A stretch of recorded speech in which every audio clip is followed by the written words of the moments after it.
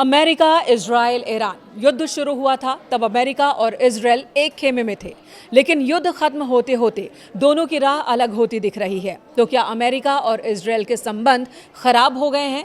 क्या America Israel से दूरी बनाने लगा है? क्या विश्व पॉलिटिक्स में एक और नया समीकरण तैयार हो रहा है?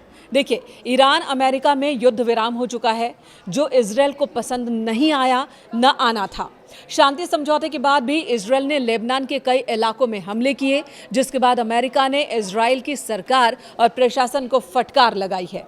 अमेरिका के उपराष्ट्रपति जेडी वेंस ने लेबनान में जारी सैन्य हमलों और अमेरिका ईरान शांति समझौते की आलोचना करने वाले इजरायली मंत्रियों को सीधे सीधे निशाने पर लिया। वेंस ने इजराइल को चेतावनी दी कि वे अपनी हर राष्ट्रीय सुरक्षा समस्या का समाधान सिर्फ युद्ध से नहीं निकाल सकते और अमेरिका को ईरान के साथ युद्ध में नहीं घसीटना चाहिए। इस तनातनी और अमेरिकी फटकार की मुख्य वजहें क्या क्या है? पहली वजह है ईरान शांति समझौता। अमेरिकी राष्ट्रपति डोनाल्ड ट्रंप द्वारा ईरान के साथ मध्यस्थता में किए गए अस्थायी शांति समझौते से इजराइल के प्रधानमंत्री बेंजामिन नेतन्याहू और दूसरे नेता खफा हैं। इजराइल ने इस सुरक्षा समझौते को सुरक्षा के लिए चौंकाने वाली विफलता बताया और विश्वासघात तक करार दिया। इजराइल का साफ कहना है कि अमेरिका ने उन्हें विश्वास में लिए बिना ही समझौता किया। इससे पहले भी जब अमेरिका और ईरान ने एक दूसरे पर कुछ दिनों के लिए हमले को रोका था, तब भी इजराइल ने लेबनान पर अटैक नहीं छोड़ा था। लेबनान को लेकर किसी भी नरम दिली के खिलाफ हैं नेतन्याहू।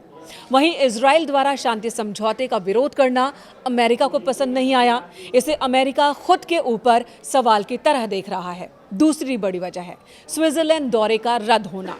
लेबनान में जारी इजरायली हमलों के कारण स्विट्जरलैंड के बुर्गेन स्टॉक में अमेरिका और ईरान के बीच होने वाली उच्च स्तरीय शांति वार्ता रद्द कर दी गई।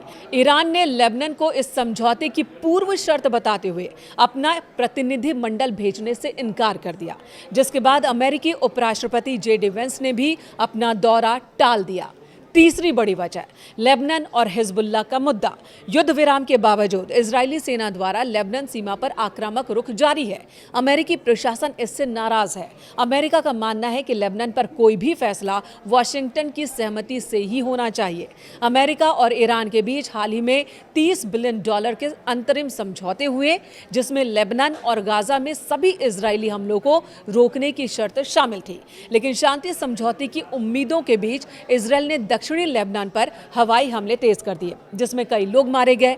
ईरान ने इसे समझौते का सीधा उल्लंघन बताया और स्पष्ट किया कि जब तक इजरायल लेबनान में अपने सैन्य अभियान को बंद नहीं करता, तब तक कोई भी बातचीत संभव नहीं है।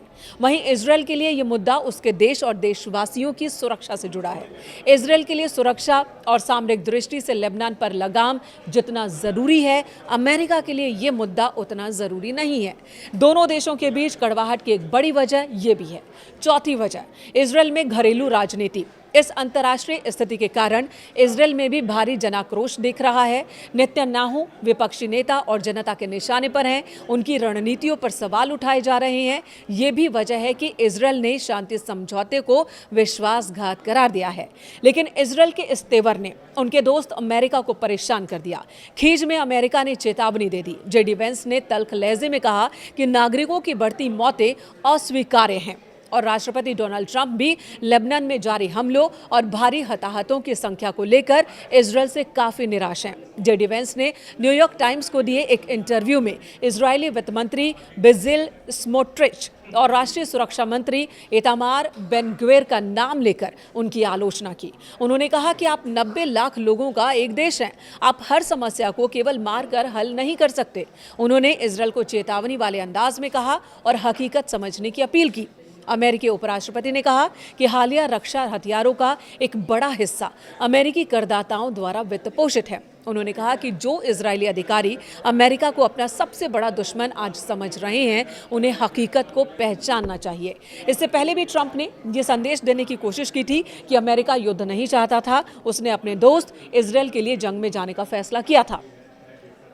शांति की बात करने वाले ट्रंप युद्ध की वजह से लगातार आलोचना भी झेल रहे थे और इस बार युद्ध रोकने की राह में कोई भी अड़चन अमेरिका को पसंद नहीं आ रही, फिर वो इजरायल ही क्यों ना हो, अमेरिका का दोस्त इजरायल ही क्यों ना हो।